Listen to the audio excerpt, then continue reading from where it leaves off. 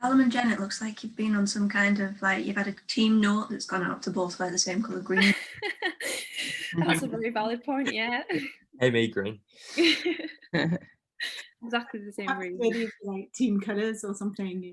I wish I'd got the memo. Yeah, me too. Yeah.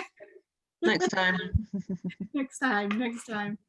Oh wow! Thank you everyone for coming, and yeah, I'm Andrea. If you haven't already guessed that, because obviously I'm the only person that you probably don't know. So what I try to do with these sessions is try to make them as informal and as in-person as possible. I'm just going to change all the gallery so I can see you all. That's better.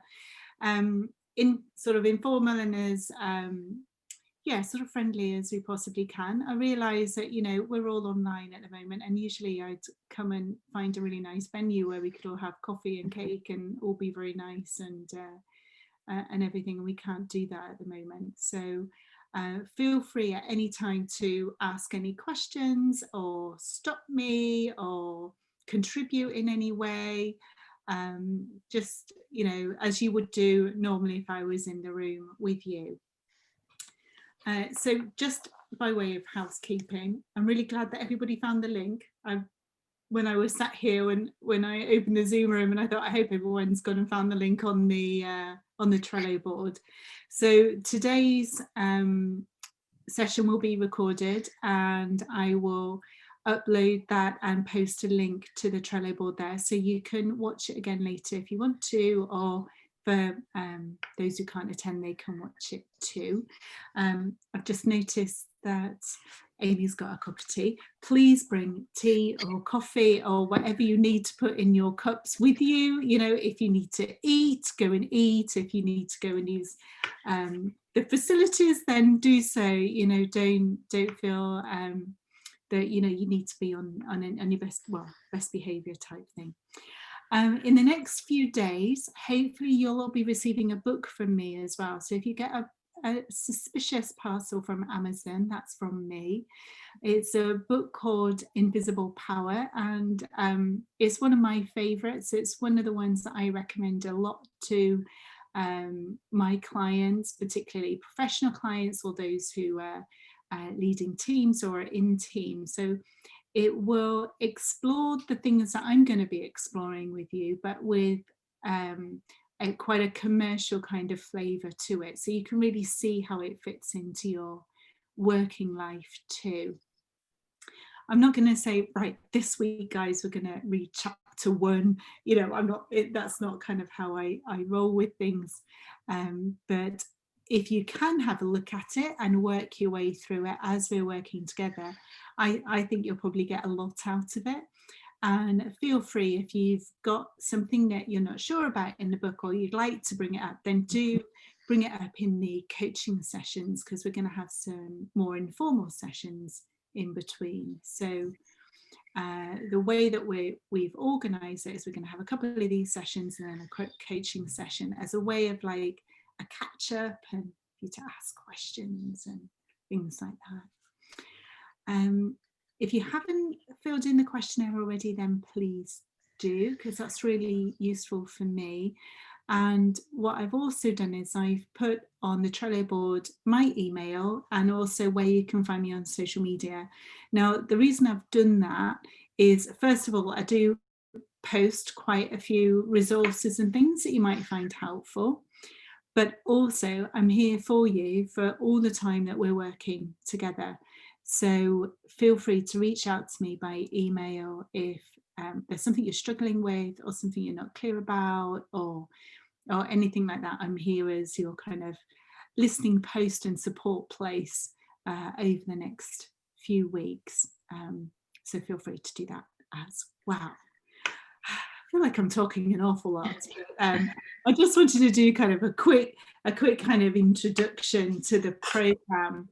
So yeah, feel free to keep drinking your tea and coffee. And I realise that we're in the afternoon now. So yeah, sometimes that energy sort of wanes a little. But don't worry, I'm not going to get you doing star jumps or anything like that.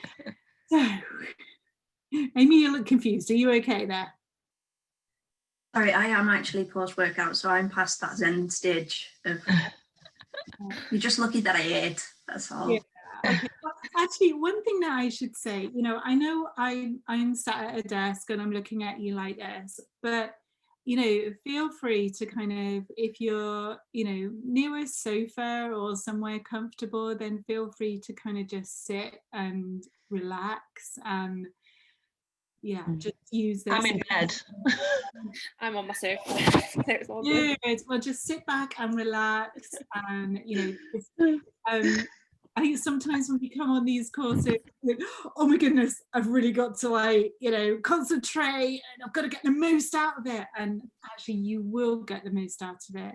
But the more relaxed you are and comfortable you are, then that often helps as well. So don't feel you've got to be there with your notebook and firing on all cylinders. It will go in, and you will notice things, and it will be helpful. And actually, I find the more relaxed we are, the more it goes in anyway. So if you want to on the other hand, if you want to move about and stretch or whatever, I know I said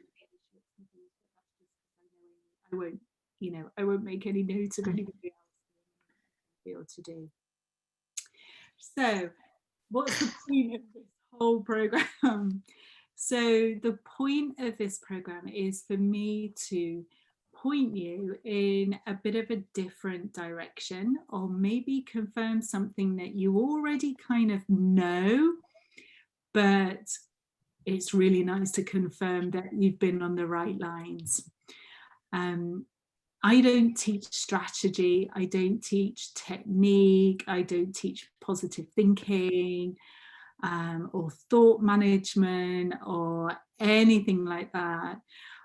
What I'll be sharing with you is how we work as human beings, so the real nature of that.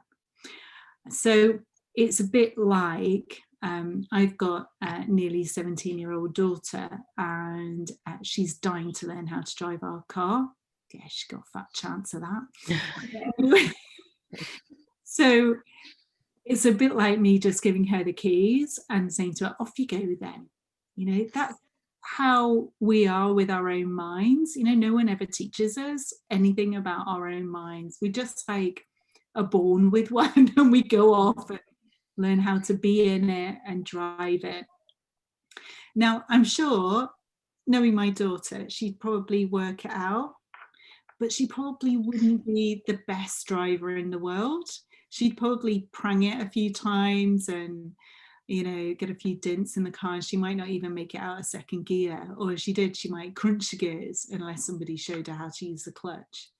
And that can be a bit like how we are with our minds as well. We use it as we think we should use it, and then often people will give us strategies or techniques, a bit like me saying to her, well, if you don't turn left, then you're not going to hit that lamppost, or maybe if you can't go backwards, we can't work out how to go backwards in the car, so just drive forward until you find a space that you can drive into.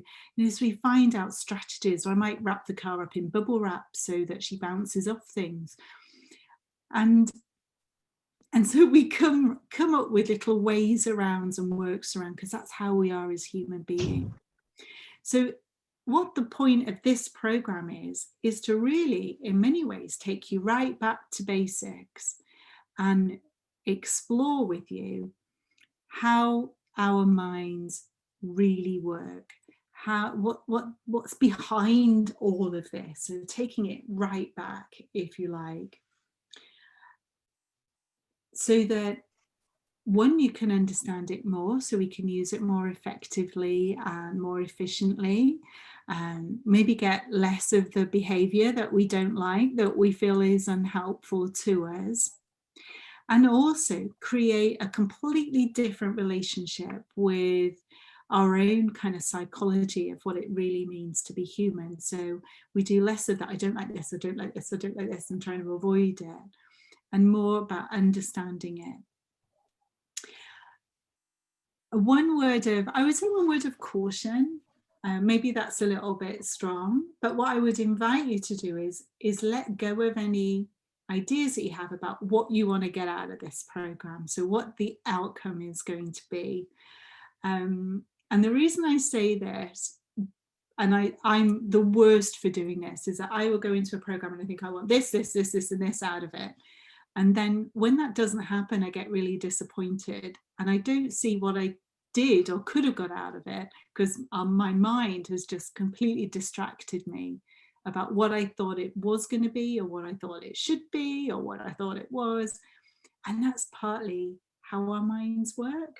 You know, we create ideas and thoughts and beliefs about things, and they can be really distracting. So one little exercise and one little thing I want you to really practice is when you think about how you think it should be, I just want you to let that go. So let go of any idea of any outcome that you think this program is going to give you. Right. And listen, I have notes, see? I often don't work with notes, but when I have an introduction, I often do, just so that I know we've covered everything. Just a little quick one. No, just so that you know that nobody other than me knows what to expect. Oh, really? Oh, cool. They don't know what they're doing. Anything at all? Nope. I thought you might give them a little, oh, that's so mean. Gosh, isn't she mean?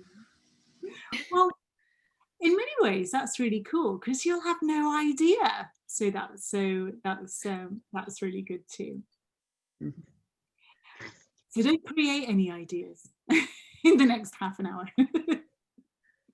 Guys, sorry, just to interrupt, I'm having real problems with my internet. I keep dipping in and out and I'm losing sound, and I think it logged me off at one point and then brought me back in. So if I keep disappearing, I'm sorry. And if I'm not responding, it's because I can't hear very well. It's just told me that my internet connection's unstable. So yes, just so you know.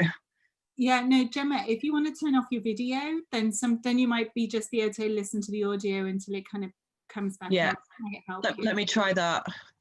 All right, but don't worry. Don't actually know. Oh, there we go. Stop here. Should Thanks.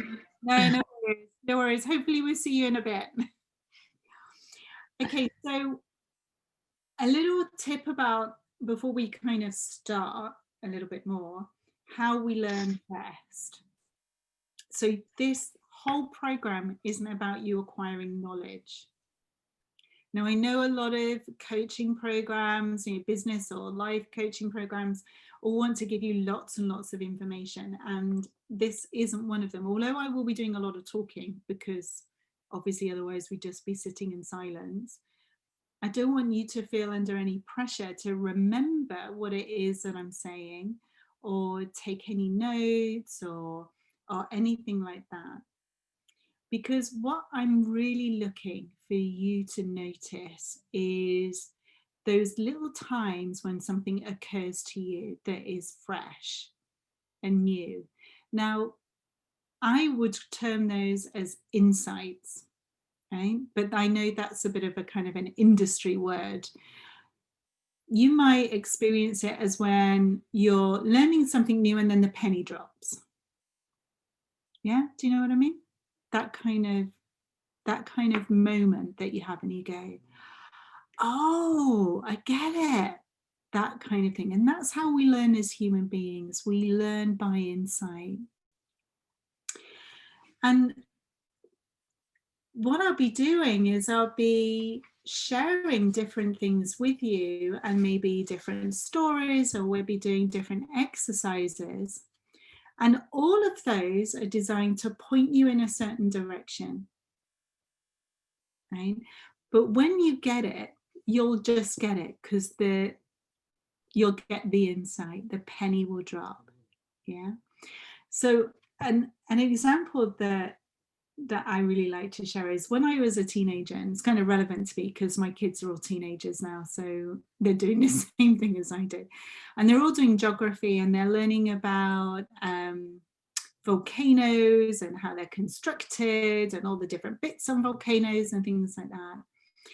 And I really enjoyed that, and I understood it, and I did well in the exam, and I thought I had a really good understanding about volcanoes and stuff. And then I went to the Galapagos Islands when I was in my mid-20s, and I saw for myself all these different volcanoes, all in different stages of recovery, and all the like parasitic volcanoes on them, all loads of all these things I've been learning, I could see. And it was in that moment that I really kind of understood like the whole thing that my teacher had been telling me all about plate tectonics and everything. You know, I had that my own insight about that.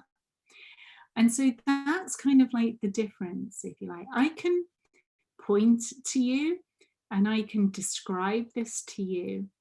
And I'm going to be giving you different resources and little videos, not long videos, don't worry, because I know we're all pushed for time, but just little things that you can listen to and watch. And obviously the book as well. And they'll all be pointing towards something that ultimately none of us can really see, because we can't see what goes on in our head. Yeah. But you'll understand it when you get that penny dropping moment, when you get that insight. Yeah, and so that's what I'm looking out for all the time. And I would need to be on the lookout for it as well. So if you don't understand like the words I'm using, or some people don't like the words that I use, you know, oh, I don't like that word, or whatever, don't worry about that. Don't worry about how I'm describing things. Look at what I'm pointing towards. Okay. Right, so I suppose, yeah, the next thing is like, well, what does that really kind of feel like? What does that kind of insight feel like? Well, to me, it always feels a bit like common sense, like a bit like a Homer Simpson moment, you know, when he kind of goes, "Oh," like it's something that you kind of think, oh, why didn't I know that? That's like so obvious. So often we know when it's an insight because it kind of feels a little bit like that, or it feels like you kind of already know that already, but like for some reason you've forgotten it and you don't even know the reason why you've forgotten it, but it feels very kind of familiar to you. Right, okay, so what are we going to be exploring? I'm smiling because I can't believe that Amy didn't tell you.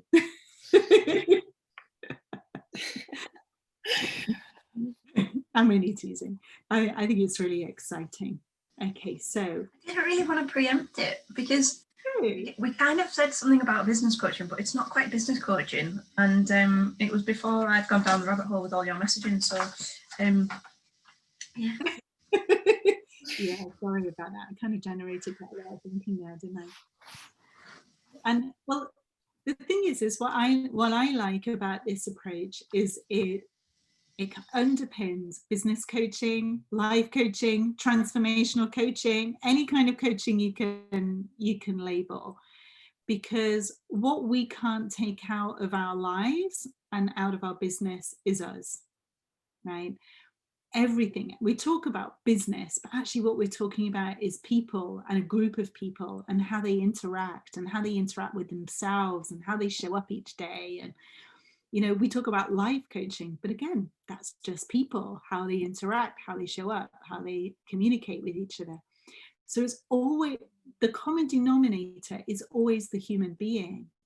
And so understanding us is fundamental to what we want to get out of everything else. When we misunderstand that, then we end up with outcomes that perhaps we don't really want, or inconsistent outcomes. Yeah. So what I'll be sharing with you are 3 fundamental principles or truths, whichever word, see, we can use different words, whichever word you like, about our experience of being a human being. Now, when I use the word principle or truth, I'm not talking about an idea or a belief. I'm talking about a principle like gravity. So it applies to every single human being without exception, in every single situation without exception.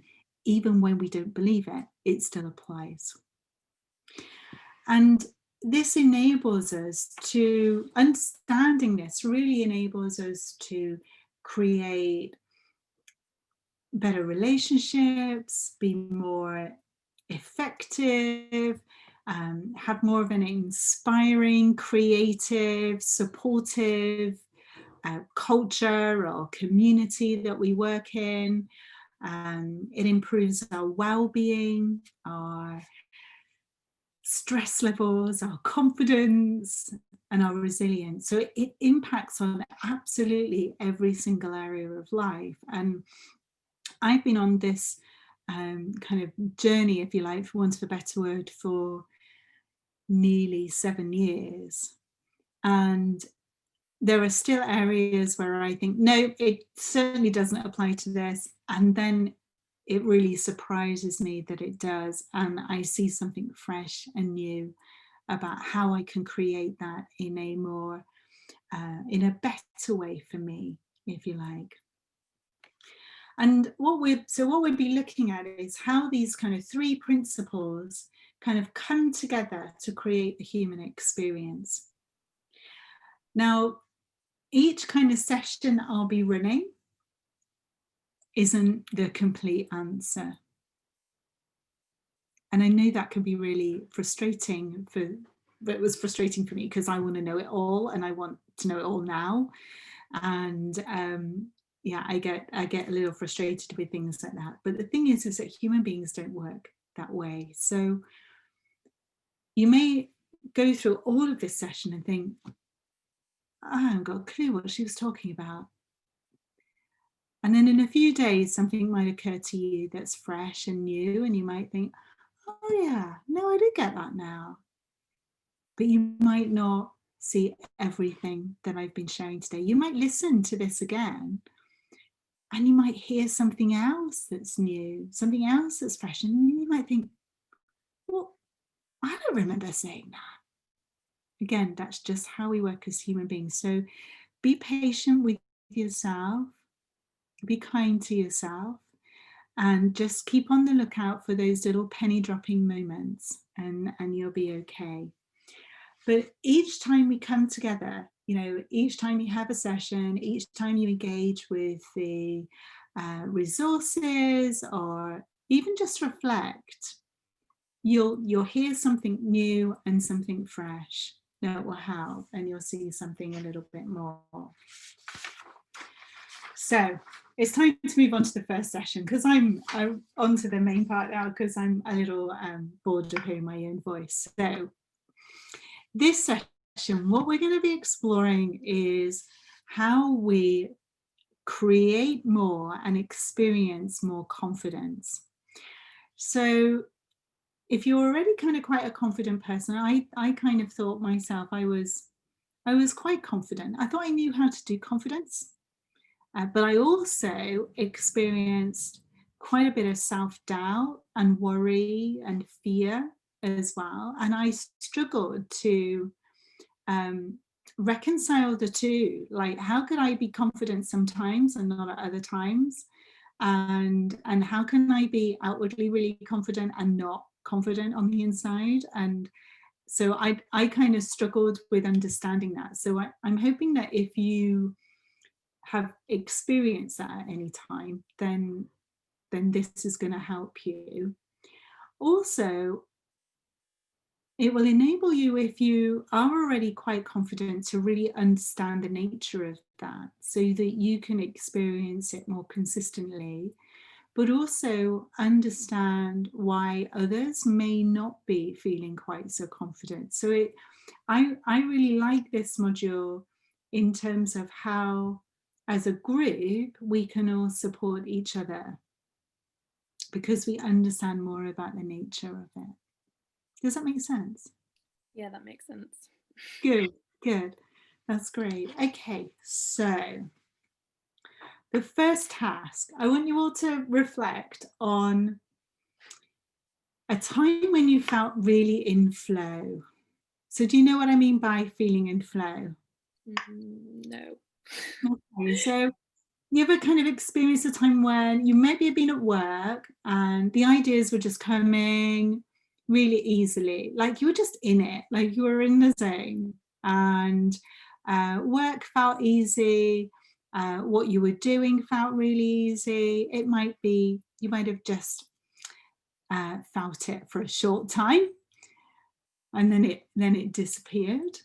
It was a time when you felt things were a little bit more straightforward than perhaps at other times. Do you see where I'm going with that?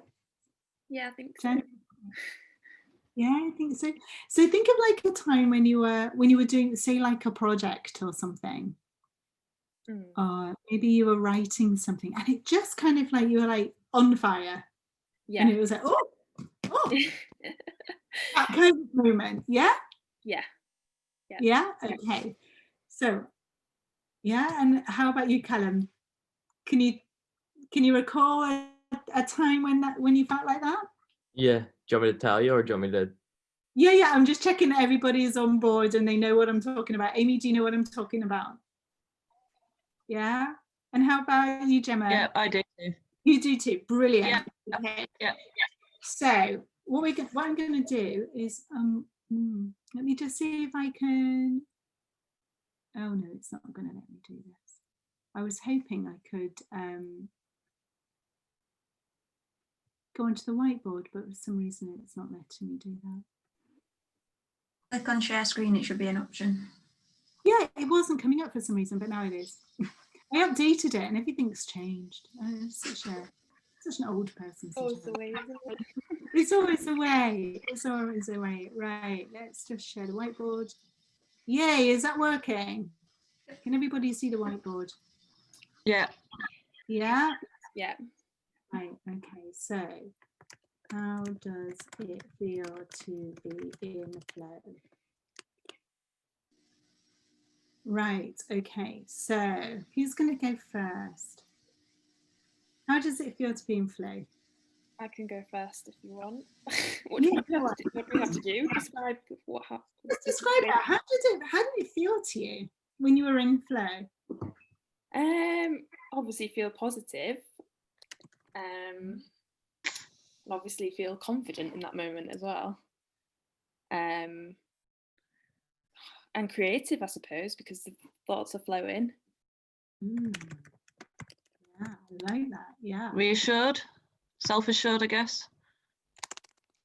Reassured. Yeah, I love that. Yeah. Validated. Yeah, that's a good one. Productive. Productive, did you say? Yeah.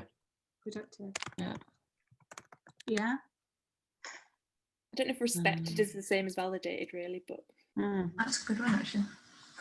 Yeah, so self-respect, isn't it? Calm, that calm kind of content kind of thing. Yeah. Yeah. Anything else? Like you're I'm sort not, of thinking you're not in a rush. Yeah, like reminded. So it's like, you know, it's like you've been reminded that you are capable. Capable's one, but you know, I know what I'm trying to say. I know what I'm thinking of. Yeah. Yeah. Nice. Yeah. You feel really organized, just both in your head and actually have like the task doing, I guess. Yeah, I like that. Yeah. In your head, is that right? Oh no, well, organized like in your brain and Oh, like with your list of tasks that you're doing. Do you know what I mean? yeah. Yeah, I get you. Like I don't know how to describe this. Like you're in the moment, but you're nothing. There isn't there anymore, kind of thing. No, It won't read. no, wait a minute. Sorry, in the moment. Is there another one there, Amy? It was just like that. It's like your rest of your world doesn't exist for a bit. Especially like if you're writing, you can get in it, and then Yeah. Anything else?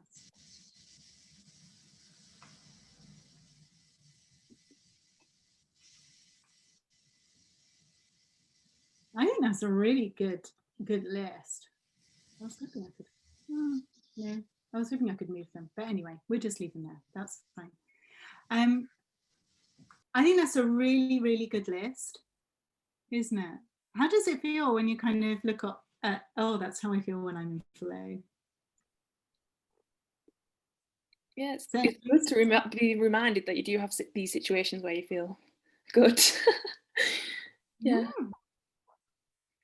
Okay, so how would you feel if I said to you that you didn't have to do anything to get into that state, but that actually was your natural state? That was like who you are, that's you. How would you feel about that? Well, yeah, I suppose it'd be ideal, really, wouldn't it, to feel like that? Yeah. I feel like sometimes though, like it to feel like you're in the flow, you're almost comparing it to when you're not in the flow. So if you're in like that state of mind all the time, then there's nothing really to compare it to, maybe. Yeah. Which is what makes it so good sometimes, I guess. But when you think about sort of your kind of natural self, if you like who you are, would you think, oh yeah, that's my natural self, that's who I am? Or would you think, oh, actually the person who gets stressed and worried and has self-doubt and gets grumpy, that's my real self, and I only have this occasionally? Yeah, I think the latter for me. Like, Yeah, me too. Yeah, it's funny, isn't it, how we do that? Me too. Like that's how I was. I always thought, you know, my kind of default, if you like, was all the stuff I didn't like about myself. Like the doubt and the stress and the worry and the fear, all that. Oh, well, that's me. And this was like, oh yeah, that's just random and it happens occasionally, and yeah, not much I can do about it. Yeah, it seemed to be like a fluke when it kind of happened. Yeah, and you kind of make a big deal out of it, don't you? Like, sort of, wow, that was a great day today, or that was a great afternoon. That's fantastic. And actually, it shouldn't really be out of the ordinary, in theory. But so what I'm just going to plant with you now, so this is just going to be a seed that I'm going to plant with you, and we're going to keep coming back to this idea. So don't worry, you know, don't be overly, don't do much thinking about it. That's what I'm trying to say, is that this is your natural self, right? This is you, your default setting. This is who you are.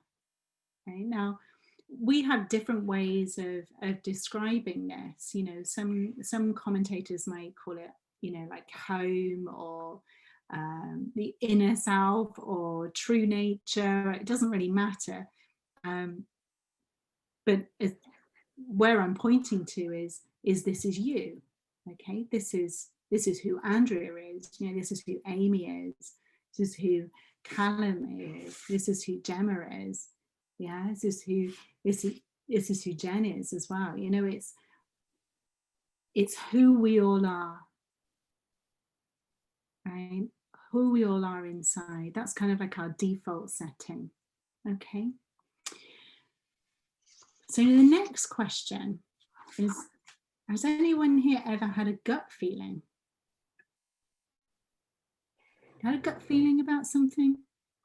Yeah. Yeah. Yeah. Yep. Yeah. What does the gut feeling feel like?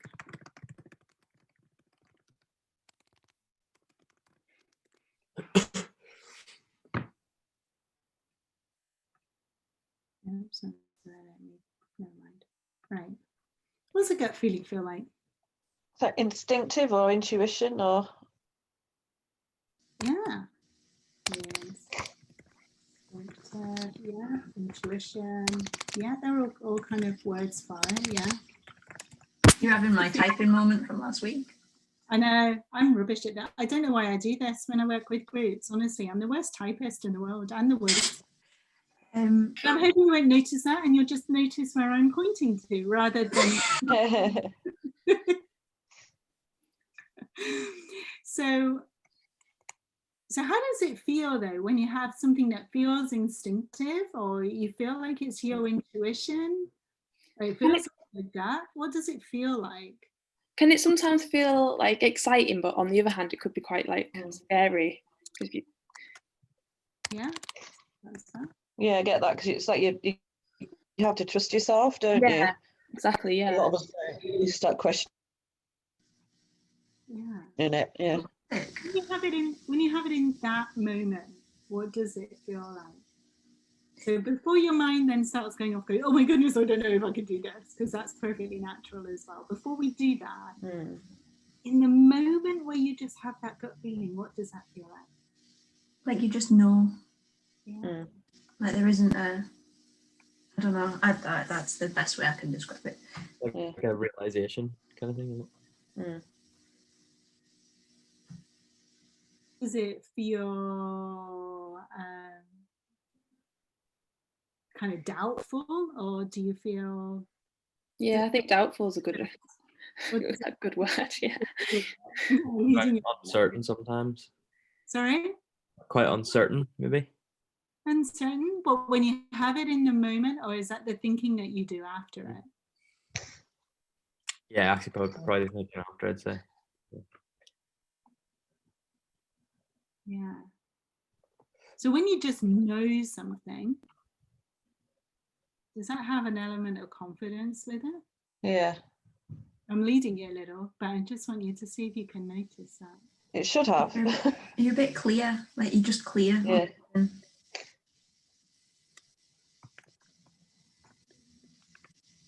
Yeah. Now it might be that you just know for a microsecond, and then all your doubtful thinking comes in like a tsunami, because that's what happens too.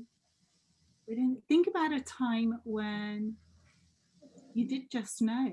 And often, like, you know, my kind of knowing, when I looked back over my life and I was looking at this, it was times where, you know, like when I moved house and I walked into the house and I just knew that was the one that I wanted, you know, or when I wanted to change jobs and I just kind of knew that was where I had to go and what I had to do.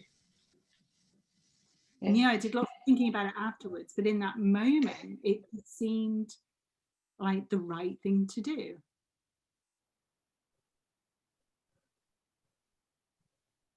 Jobs and houses, I always say that. Yeah.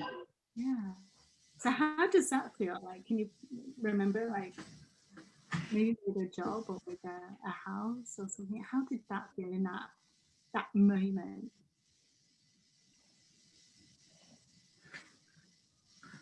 Like, well, that house bit, like a bit like joyful, like it's like you found something. Like what you planned? Like you found something that you didn't know was available. I don't know, I'm going in rules. Yeah, almost like you might get a bit of an adrenaline rush almost. Like when I saw this house, I just knew it was the house and I was like desperate to like have it. Oh, look at that smile. We're a little bit happy. Yeah, that's what I mean. Yeah. So yeah, because it made me happy. Yeah, a bit giddy, and then instantly start thinking what could go wrong and that it probably won't happen until yourself out of that nice happy giddy feeling. We're not focusing on that bit, it's like the microsecond before. So you're happy, you're giddy, aren't you? You're joyful. I think, with the job situation, that would be the opposite, where you'd be like, oh, I need to do something because if I don't. Now, if you come to that realization that you need to move jobs, then you might be like, if I don't do anything, I'm not going to be happy. So I need to, so it's almost like anxiety. It could be anxiety inducing almost. Or could it be giving you a little push? Oh, it could, give you the motivation that you need. Yeah, that's the other way to look at it. Yeah.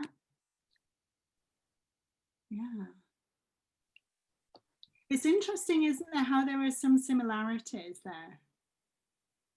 Yeah. Just want you to notice that, how there are a few little similarities there. Yeah. So all of this, right, when we look at like our flow and our gut feeling, right, these are all part of our natural selves. So us without the thinking, okay? And we're going to go on to that in a little bit more. So it's like who we are before we do all the doubtful thinking and the worry thinking, the stress thinking. Yeah. And I just want to take a moment to kind of sort of rest on that point a little bit and just invite you to think about, well, what if I knew as a fact this was who I was? This is what I always had going for me, like it was just running through me like a stick of rock. What difference do you think that would make?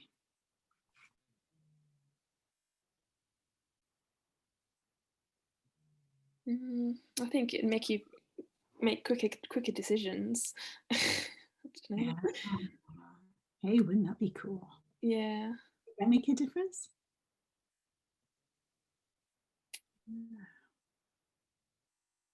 I think you'd have more headspace. That makes sense. Yeah, yeah, definitely. I think you might trust yourself a bit more. Give yourself more internal confidence, just I think. Yeah, I love that. I love that. Yeah. And it's interesting to know, isn't it, that so often everything that we're looking for, so sort of more joy, more happiness, more motivation, more positivity, more confidence, more creativity, more calmness, that's all there. It's all within us already. It's like who we already are. That we don't have to do anything, it's already there. Yeah. Okay, so the next bit is, has anyone had like a bright idea? You know, like a light bulb moment? You ever had that? Or maybe you've had like a problem or something you've been chewing over at work, and then you've gone and done something really different, like gone for a walk or had a shower, and then it's just come to you in a flash. Yeah, I find that sometimes I'll go to the toilet and then I'll have an idea for some like content, some copy that makes sense. Do you know what I mean? Weirdly. So like, yeah, as a mum of a young one, I think that's the only place you get peace, isn't it?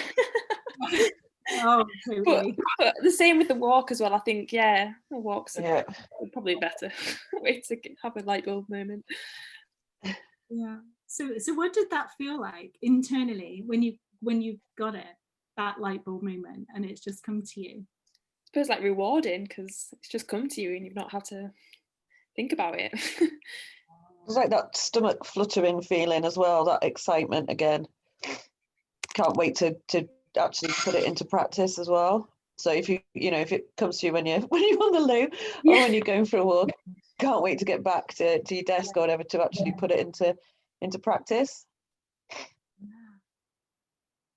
I love them. I get a bit addicted to them, to be fair, because they're just so great to notice them. It's like, wow, that's amazing. Anything else? Anyone want to add anything else? Just like a feeling of relief, especially if it's like you've thought of something and you're really struggling to think of ideas, and also like kind of gives you more belief in yourself, I guess, because maybe if you've kind of run out of ideas and then you realize after you haven't lost your creative abilities. Yeah.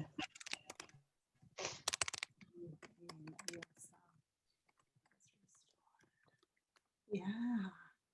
Isn't that lovely? It's a little bit of resilience there, isn't it? Mm. Yeah. Like a trigger. Like a trigger for more, usually. Mm. Like a trigger for more. Yeah. Or a spark, whichever way. Yeah, the more ideas. Yeah, definitely. And again, look how similar all the feelings are. They're all kind of in the same kind of nature of feelings, aren't they? Would you say? Yeah.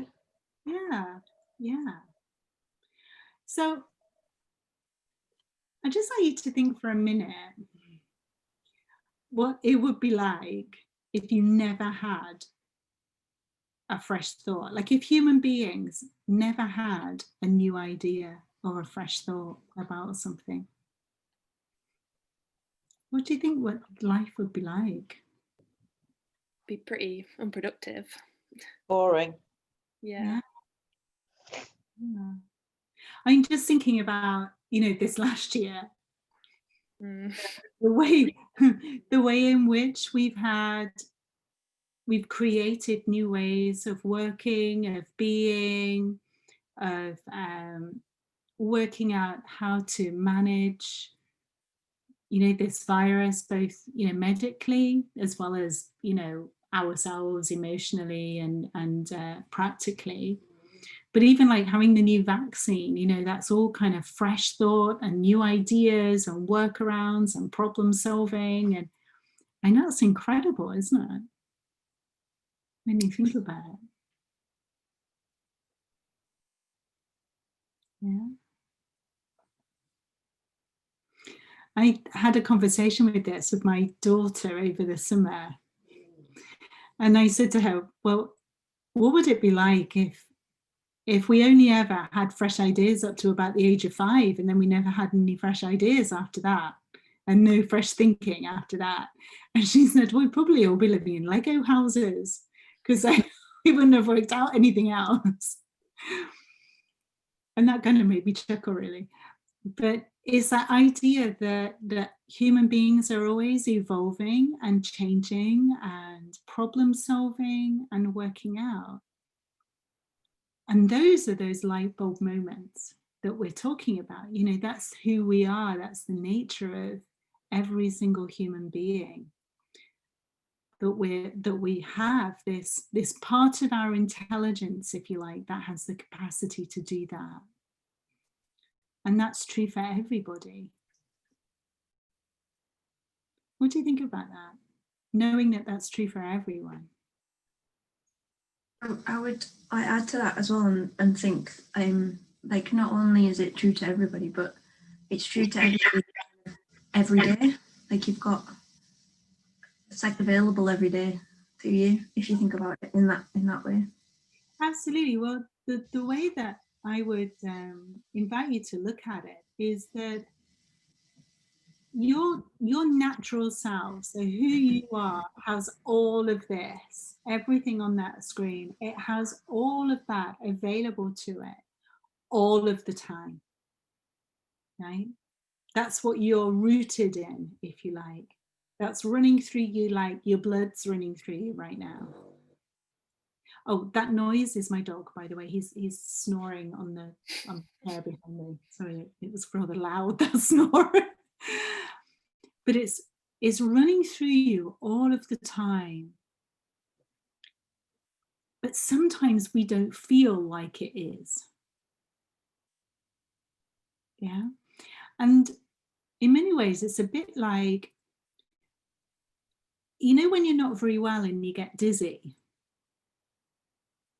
or you've come off a roundabout, when you were little and you came off a roundabout and somebody'd spun you really fast and you're going like this. Yeah. And it really doesn't feel like gravity's working in that moment. It feels like the floor's moving and you can't walk straight. Yeah. But the truth is, gravity is working, and it's been working at the same strength all the time. It never changes, but your experience of it has changed.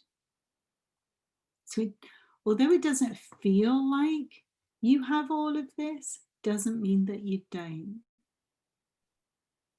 Right? And we're going to look now into what takes us away from this.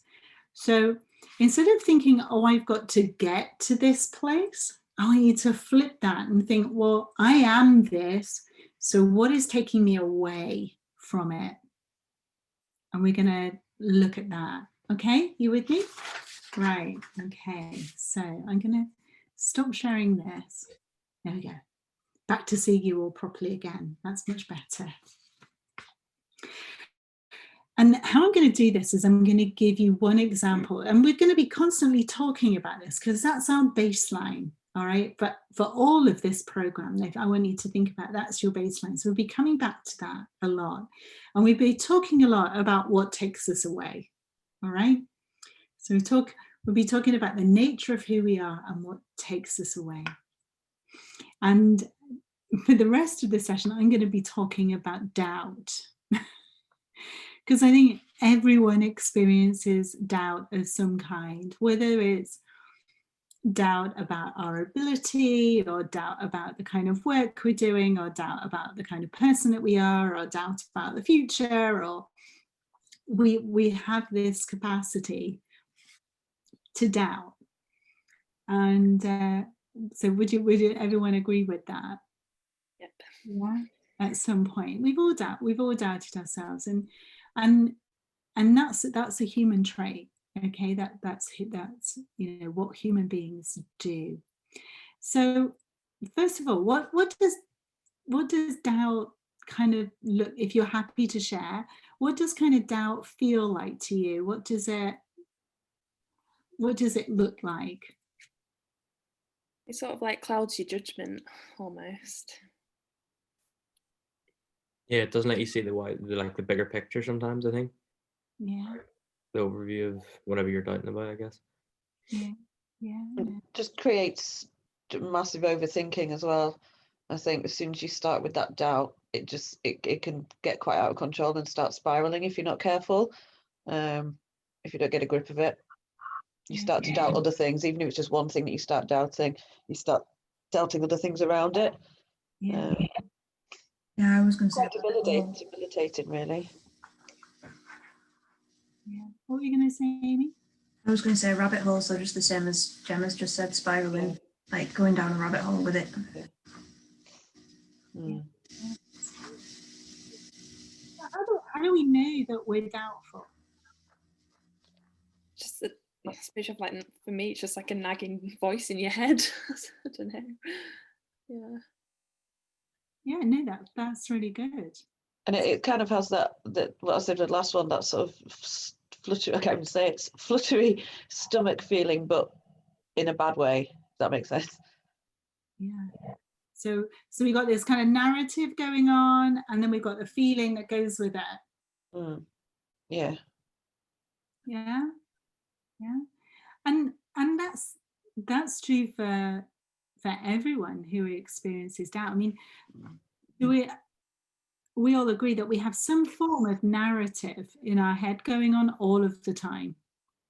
So we've always got thinking going on in our head. I think it was something like 50,000 thoughts. I can't remember the stat. It's some huge number of thoughts that we have per day.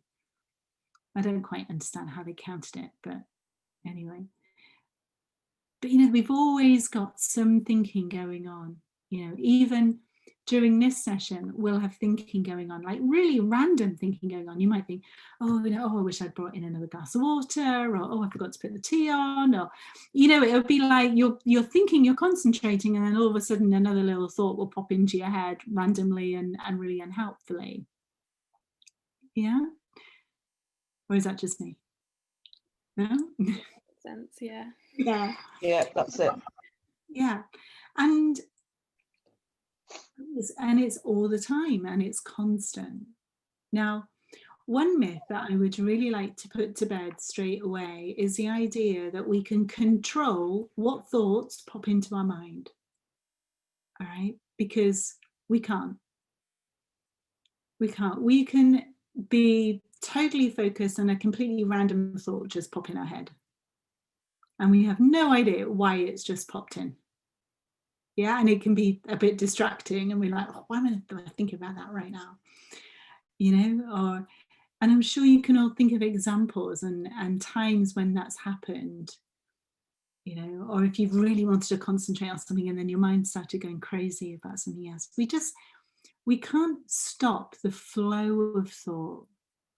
So everything that I'm going to be sharing with you isn't about stopping or changing the flow of thought. It's about changing our relationship with it. And it's going to become clear over the time we spend together why, what is really key is the changing of the relationship, and how that then enables us to do less unhelpful thinking, right? Get stuck down the rabbit hole a little bit less. Yeah, so I'm hoping that's going to be helpful. So the nature of thought. Well, can anyone tell me what a thought is? Anyone even thought about what thought is? Has anyone ever asked you before what a thought is? No. Any idea? Anyone want to hazard a guess? Just a voice in your head, I suppose. My head? Yeah. Where do you think it comes from? Fairies. Sorry? Fairies. That's what you said. I was like, did you really just say the fairies? I actually dread to think where some of my thoughts come from sometimes. It's like, how on earth did that come into my brain? And what does that say about me? But they're incredible things. I've looked at this quite a lot and in quite some depth. And whilst as human beings, we can see the activity in the brain, right? We can see what part of the brain is working when we're having certain types of thoughts. We can't explain why it is we hear different people's voices in our heads. And it's often my mum's voice in my head.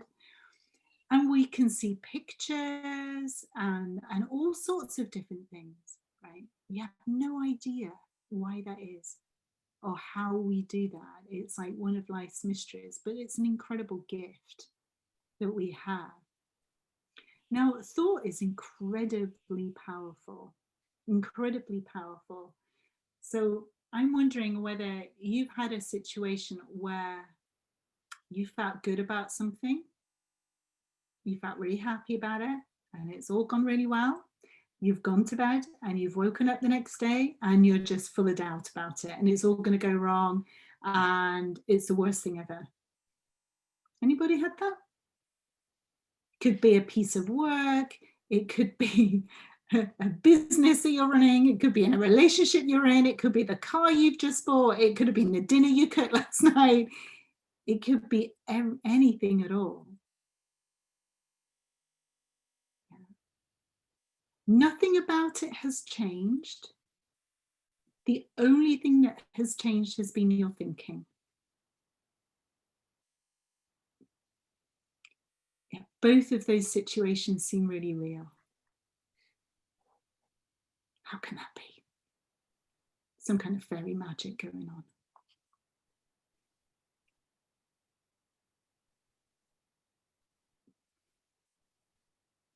It's because you've had time to reflect, I suppose, and think about it. Your thinking's changed. Yeah. You've just got different thoughts in your head.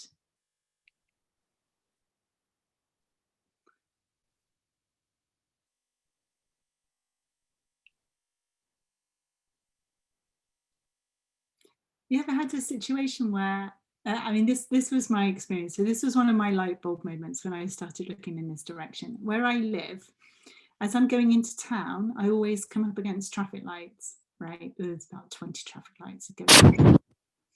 But always at this first set.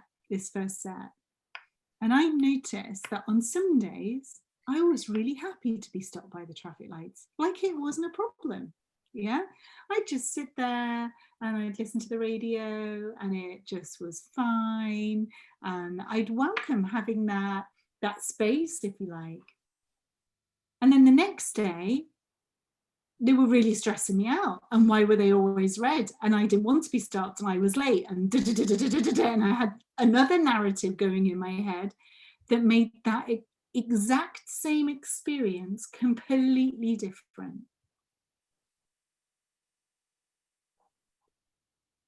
Same traffic lights, same car, same time of day, same everything. The thoughts in my head were different. Normally when I have a client meeting or something, and at the time I'm saying what's coming out and it's fine and it's what needs to be said or whatever, and then afterwards I just panic that I've either said the wrong thing in the wrong way, that someone's taking it the wrong way, that it's like I'm completely on a different planet, or it's like, yeah, it's all gone wrong, it's a catastrophe. It's really interesting, isn't it? How we create different experiences of the same thing.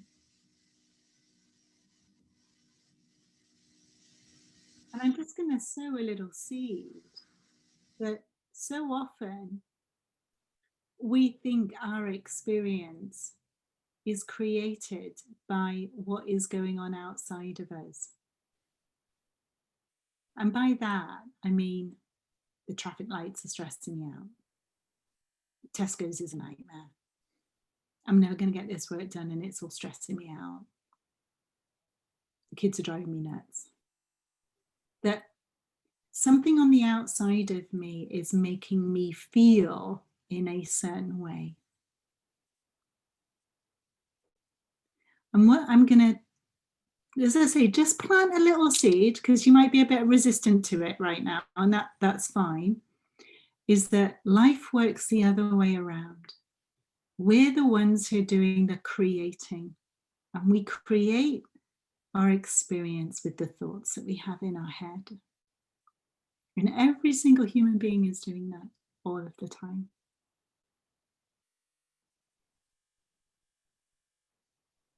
Yeah.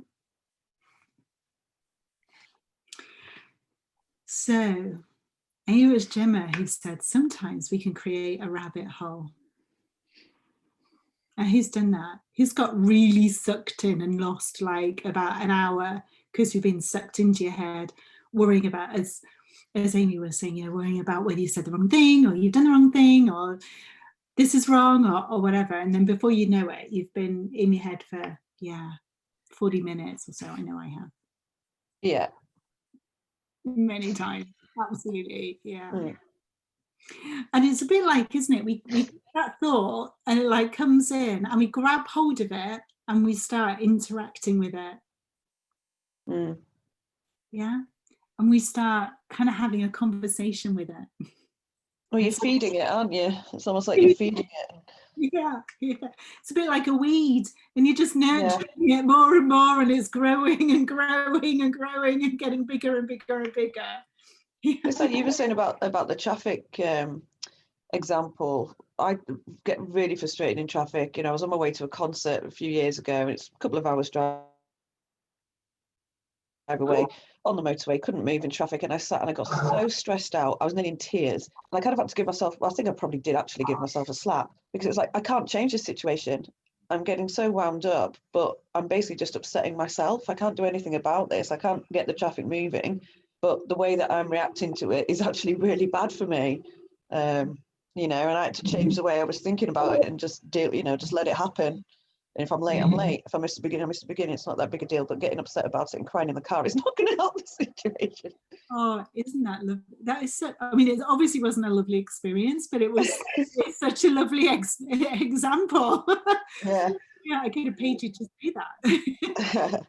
But it's so lovely. And why that's such a rich example. And I'm just going to like pause there for a minute to go into it a little bit.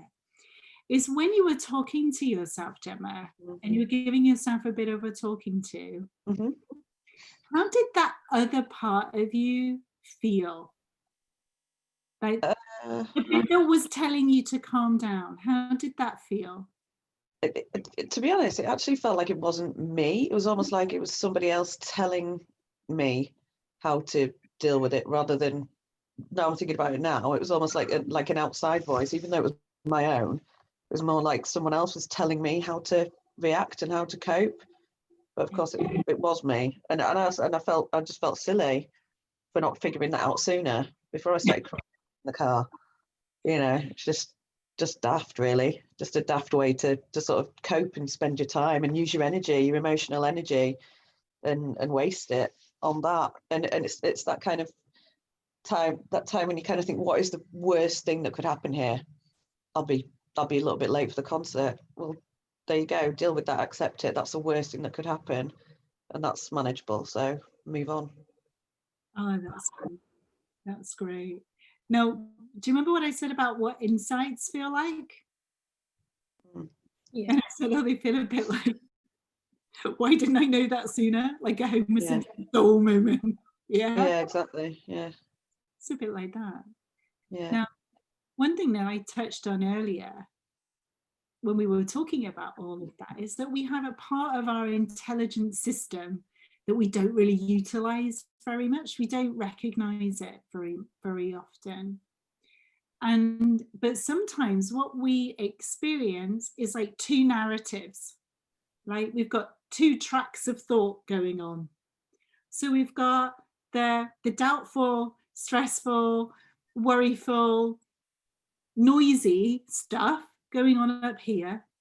And then we seem to have a bit more of a kind of common sense voice going on.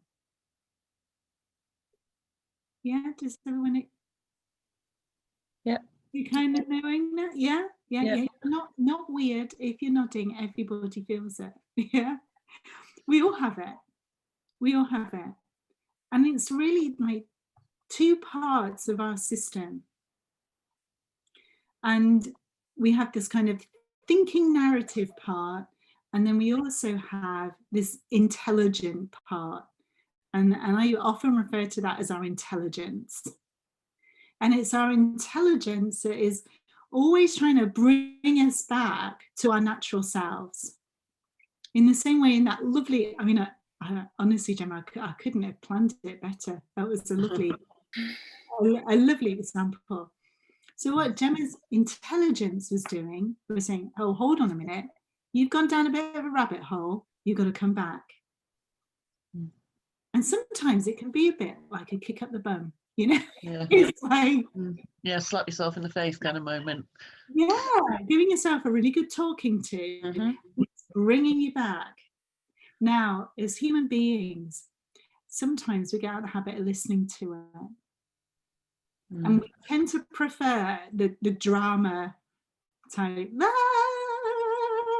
voice because it's filled with so much feeling that it almost feels like we should be listening to that more rather than the voice that's going, no, it'll be fine. It'll be fine. Don't worry about it. You know, I liken it to like, often the little voice is a bit like a Yorkshire Terrier, you know, kind of yappy and jumps up and down and does all this. And our intelligence is more like a St. Bernard, you know, sort of like, yeah, whatever, just do this. You need to do that. Doesn't have quite as much emotion about it. It's more kind of grounded. Would that be sort of word that does that? Yeah. Yeah, that makes what sense. I mean? Wait a minute up, yeah. Yeah.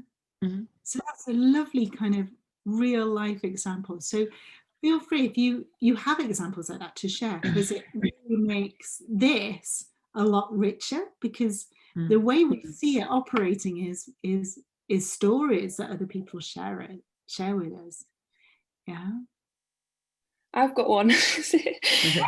when I had my little boy, I was told I had to have an emergency C-section, and like normally I would panic about that situation, but I think because my intelligence took over and I knew that in order for the baby to be delivered safely, for things to go smoothly, the best thing I can do is just remain calm. So weirdly, this like sense of calm came over me, and I was just like, I remember the I've forgotten what they call the people that inject you in the back. Anaesthetist. Yes, that's it. She was like, I can't believe how calm you are. You're so calm. And while all this was going on, my partner wasn't there because he wasn't allowed to stay on the ward overnight. So I was like, in that situation, I should have been panicking that my partner was not going to turn up, because he turned up literally like minutes before. But for some reason, I just was like completely, I've never been so calm. It was weird. Funnily enough, I had exactly the same situation when I had Amelie. Oh, And really? yeah, and I reacted quite similar. And I think part of it for me, Jen, was just knowing that it was all going to be over soon as well. Yeah, Because that's true. Yeah. and it was just that, right, it's going to be over and I'm going to be looked after. I'm going to be in a room full of doctors. And like you say, it's going to be the best thing for all of us. Yeah, but it's that that's light true. into the tunnel. Yeah, that's true, because I kind of presumed I was going to be in labour for ages, the way they were talking to me, but because Yeah. I had to have an emergency C-section, things were over like pretty quickly. So yeah, it might have been that relief almost. Yeah, it's funny, isn't it? Yeah, but isn't it interesting when we look at like how we work as human beings? Like when our minds are clear, like we are just that intelligence. That's when that intelligence comes to the fore. It's really loud. It's easier to listen to. We can hear it. It's there. But equally, at times when we're really stressed and worried and really deep in the vortex, we can also, sometimes it comes across really louder and we can hear it there too. And so that's a really good example of showing you that it's always there. Even though you might not think it is, it's always there and it's always available. And I think because it all happens so quickly as well, that's a good thing, because, you know, if you know for 2 or 3 days something's going to happen, you've got time to think about it and worry about it. Whereas when it's happening and it's happening right there and then you almost don't have that time to catastrophize or overthink it. It's just going to happen. So that's right. Well, that's honestly, I haven't primed Gemma for this. You know, she doesn't know what's going on. It just seems like it is. But it's really interesting, isn't it? You know, that sometimes when we know something's going to happen, our little intellect here does get carried away with all the what ifs and but what if that happens, and you know, and starts catastrophizing and dramatizing and getting us kind of whipped up a bit, doesn't it? We can have that effect too. Now, how many times have we got to whatever it was we were worried about, and then it happened, and we thought, oh, it wasn't actually that bad after all? yeah, loads of times. yeah, loads of times. Every day. No, I'm joking. Yeah. So how much information does all that thinking have in it? Not a lot. Probably just like the same stuff repeated again over in your head, as opposed to it feels something more than it is. Yeah, it's not particularly fact-based. It's not rational, is it? It's not fact-based. It's yeah.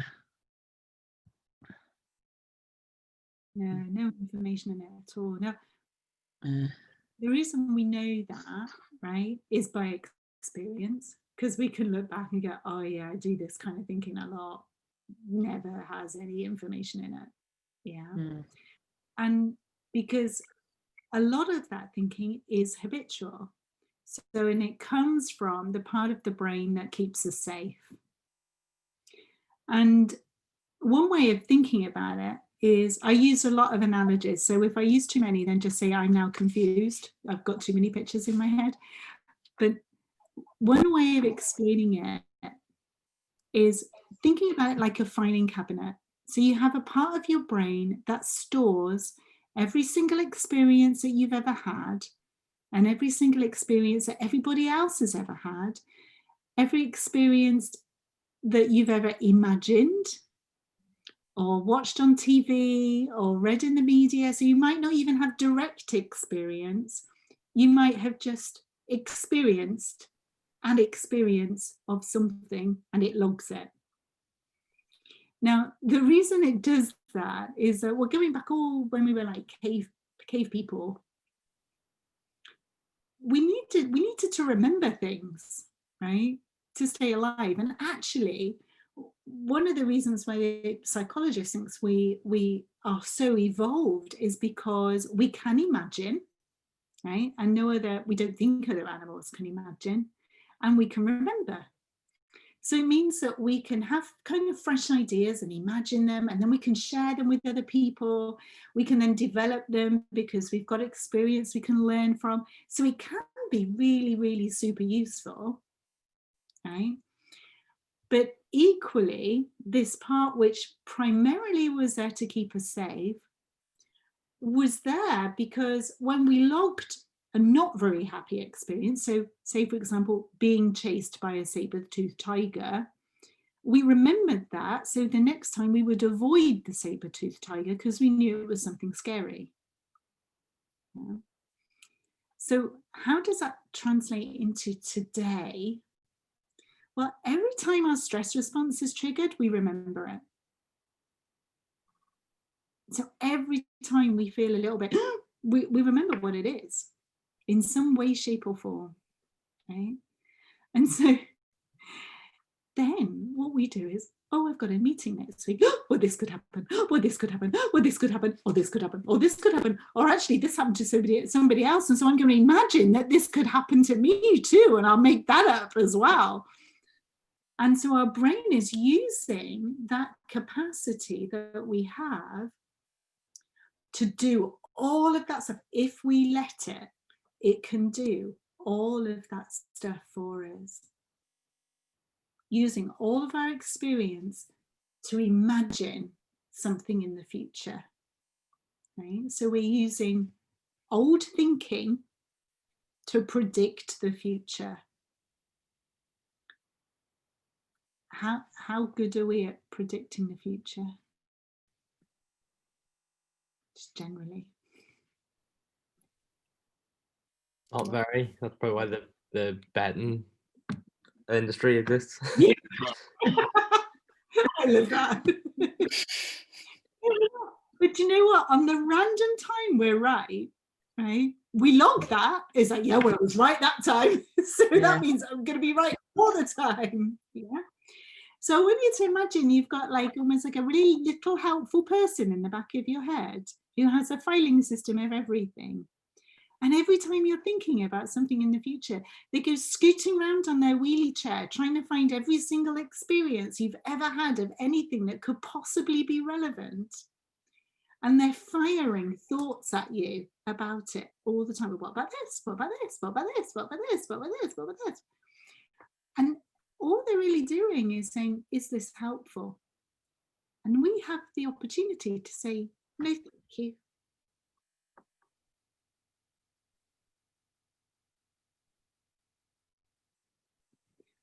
Often what we do is because we have the thought, we think it's relevant and we think we have to think about it.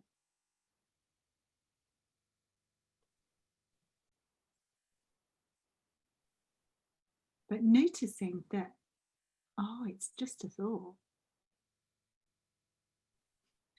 It's just how my brain is. Oh, well. It's a bit like a bus we don't want to get on. We don't have to get on a bus just because it's passed us by and we're standing at the bus stop. We can just wave it on by. And the wonderful thing about thinking is that we leave it alone. It passes. It just goes away.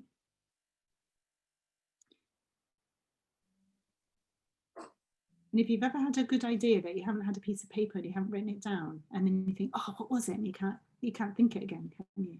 Can't think the same thought twice. It's gone.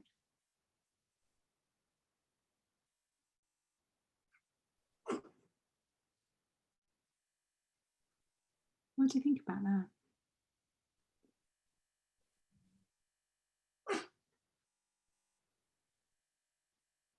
Sounds a lot more simple than it actually is. Yeah. I think the more I try to stop thinking about something, the more I start thinking about it. Yeah. No, I didn't say stop thinking. So, because that's an action in itself, isn't it? I'm not going to think about it. You're still paying attention to it.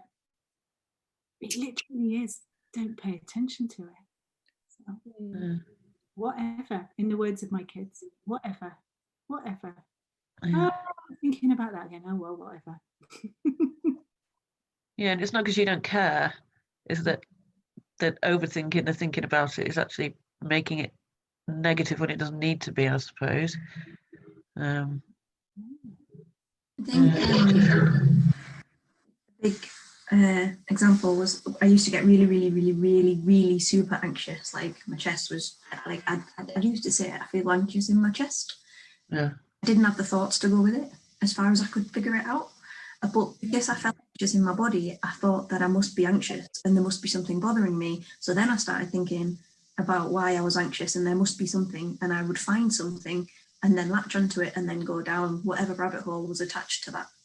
Whereas I think more recently, and I used to be in a right state, but more recently, if I feel anxious, I just say, well, I feel anxious, okay. Yeah. It doesn't matter what it's about. It will go away if I let it. Getting anxious about being anxious. Yeah, that's all I did. And then I was that classic person that they always say in everything, don't they? That when the anxiety goes away, you miss it. Yeah. Because you're not thinking about it all the time. You get quite used to not living in our natural state. So we get quite used to living in a stressful state, a doubtful state, an anxious state, a worried state. And it's like we forget what it's like to just be in a natural state. All those things that we've written down. So when it happens, we almost feel a bit guilty that we're there. Yeah. And especially at the moment, it feels like, what with the media and everything that's going on, it's like they want us to be feeling like that. Yeah, and that's right now. To notice as well. Mm.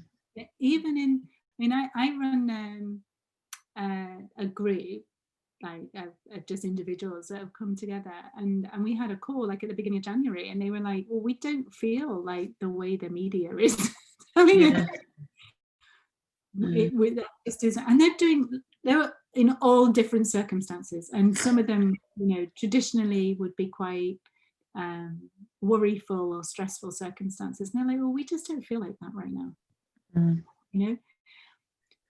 And so what I would love you to do, and this isn't the homework, I don't want you to think, oh my goodness, she's given us homework, because it's not like that at all, but you will notice more just by having this conversation about what is going on in the dialogue in your mind. And you won't be able to do this all the time. Okay, so I don't want you to think, oh, well, sometimes I can't do it, so I can't do it. Just when you can, notice how you can have a doubtful thought and literally just not pay attention to it. And there will be times when you can do that. All right. And I want you to notice the space that happens after you do that and how you feel. So what I'd love for you to notice is how you can kind of just brush them off, and how you return to a state that is more natural, where you're feeling calmer and a little more confident and a little happier and a little more joyful. Now, it may be that another doubtful thought comes through that might be similar to the one you just had before, and that's okay, because you may still then have the presence of mind to go, oh, well, I'll just ignore that one then as well. And I won't pay attention to that. And just play with it and be really curious about it. Remembering this isn't a kind of, oh, I've got to do this because Andrea told me, and if I do this, then this is how I'm going to feel. Yeah. It's about being just curious about how your own mind works, and how sometimes we have the ability to notice that a thought comes in. And when we notice that thought, it tends to lose its grip a little bit, and we can kind of let it go, and how that makes us feel. And that's it. Now, if you have a thought that pops in and it really grips you, and you're like, yeah, I can see it, but I'm still feeling this, right? Don't worry about it. Okay, just be okay with having that experience. You're not doing anything right, you're not doing anything wrong. Remember that your true nature is always there, your natural self is always there, and you're just experiencing a thought right now. Okay, and see how you get on with that. Okay. If you're confused, don't worry. That's perfectly understandable and perfectly natural. No, not confused. Very subtle. Good, good, good. And just yeah, just reflect and just see how it settles. As I said, you should be receiving your book in the next few days as well. So have a look at that and start reading that. And if you have any reflections, then we can talk about them at the next session. So how's everyone feeling? Good. That was good. It was really good. Yeah. Yeah. Yeah. Yeah. And I'm going to probably post a couple of videos on as well. So I'll put those on the Trello board. So have a think about that. I'm not sure, can we do like a discussion on the Trello board, or was that just a place to put things? What did They you should be able to. So if you start a list, you can let me just do this one. You add cards, so you can just put things in on cards, as it were. That'd be just like a discussion thread if you'd like. Yeah. If you have anything that you want to share, so any reflections or any questions or any light bulb moments or Homer Simpson moments or, oh gosh, I can't believe it, yeah, I think I've got it, or whatever, then what I'll do is I'll set up a discussion card, a discussion list, and then we can have a little thread on there as well. Okay. Cool. Yeah. Is that okay? Is everyone okay? Good? Yeah, good. Darkness now, aren't we? I don't know if it's all everybody's the same as this, but I do this even when I have one-to-one calls with Andrea. I start off really manic, and then by the end I'm like floating. So I don't know if everybody else is in a similar kind of calmness. Yeah. Definitely feel calmer. Yeah. Good. That's good. You've got a very calming voice, Andrea. That's what it is. Wow. Thank you. I think it always helps to have a snoring dog in the background. It kind of like, but just try to sit in that space for as long as you can, right? Because what I'd really love for you is to really get used to being in that space and then noticing what takes you out of it. Yeah, internally. So I don't want people blaming their families or work or just internally what takes you out of it. All right, and we'll come together again in a couple of weeks. Great. Yeah? Okay, thank you so much. Thank you all for being so lovely and welcome. Thank you. Thank you. Thanks ever so much. Bye bye now. Bye. Bye, guys. Bye.